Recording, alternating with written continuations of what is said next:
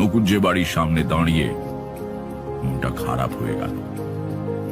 এ বাড়ি আগেও পুরনোই ছিল বটে, কিন্তু তার ভেতর একটা আভিজাত্যের গৌরব ছিল। সে জিনিসটা যেন একদম চলে গেছে। রোয়াকে ওঠবার সিঁড়িগুলো বহু জায়গায় ভাঙা। দেবদর্শনের সঙ্গে যেখানে প্রথম আলাপ হয়েছিল, সেই দালানের পঙ্খের কাজের চটা উঠে যাচ্ছে।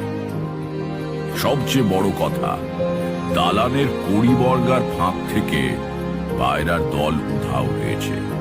ফলে দালানে এক ধরনের নীরবতা বিরাজ করছে। পায়রার দল চলে যাওয়া কোনো গৃহের পক্ষে শুভ লক্ষণ নয়।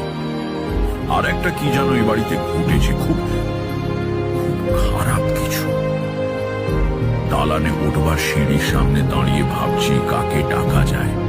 দেবদর্শনের ছেলেদের নামও ঠিকঠাক মনে পড়ছে না তখন। এমন সময় ভেতর বাড়ি থেকে রঘু বেরিয়ে এসে আমাকে দেখে একেবারে আশ্চর্য হয়ে গেল।